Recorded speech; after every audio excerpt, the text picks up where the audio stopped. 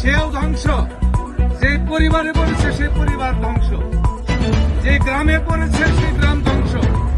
এবং একটা দেশ মাদক মুক্ত হলে অনেক এগিয়ে যায়, সমাজ এগিয়ে যায়, গ্রাম এগিয়ে যায়।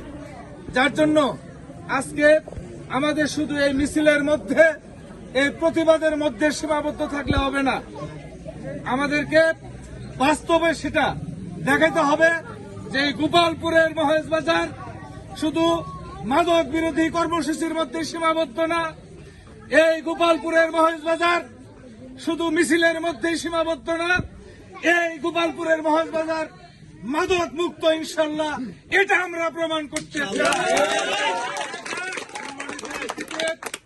এই বাজারে ডাইরেক্ট অ্যাকশন, মাদকের ঠিকানা, direct action, direct action, direct action, মাদকের বিরুদ্ধে, গোপালপুরে হবে না মাদকের ঠিকানা, ডাইরেক্ট অ্যাকশন, মাদকের বিরুদ্ধে ডাইরেক্ট অ্যাকশন, ডাইরেক্ট অ্যাকশন, মাদকের বিরুদ্ধে, ডাইরেক্ট অ্যাকশন। এই গ্রামকে মাদক মুক্ত করতে হলে সকলকেই সচেতন হতে হবে। আমাদেরকে জানাবেন, আপনারা চেষ্টা করবেন, আমাদেরকে জানাবেন। আমরা প্রশাসনের সহযোগিতায় মাদক নির্মূল করতে যা যা পদক্ষেপ নেওয়ার দরকার আমরা সেটাই গ্রহণ করব। মাদকের ব্যাপারে বিএনপি জিরো টলারেন্স নীতি ঘোষণা করেছে। আমরা মাদককে না বলি এবং এই সমাজে আমরা মাদকের প্রভাব বিস্তার করতে দেব না ইনশাল্লাহ। সম্মানিত উপস্থিতি,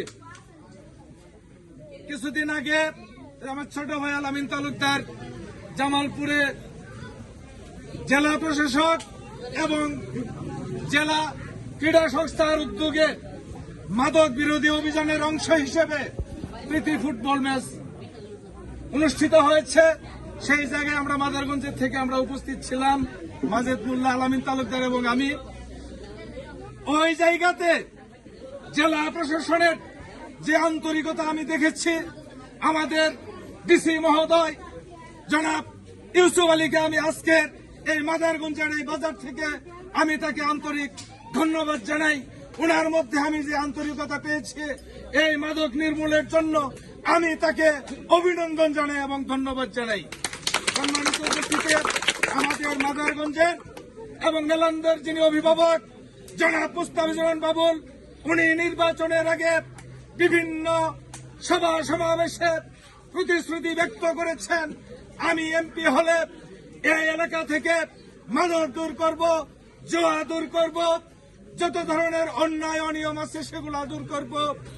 উনি তার জায়গা থেকে অটল থেকে মেলান্দ মাদারগঞ্জের মাদককে, জুয়াকে নির্মূল করার জন্য তিনি কাজ করে যাচ্ছেন। আমি এই বাজারের পক্ষ থেকে, এই এলাকাবাসীর পক্ষ থেকে এবং আমার ব্যক্তিগত তরফ থেকে আমাদের এমপি মহোদয়, আমাদের অভিভাবক জনাব মুস্তাফিজুর বাবুলকে আন্তরিক ধন্যবাদ জানিয়ে সকলের সুস্বাস্থ্য এবং দীর্ঘায়ু কামনা করে যারা আয়োজক তাদেরকে আবারও ধন্যবাদ জানিয়ে আমি আমার বক্তব্য শেষ করছি। খুদা হাফেজ, বাংলাদেশ জিন্দাবাদ। সকলকে ধন্যবাদ। আসসালামু আলাইকুম।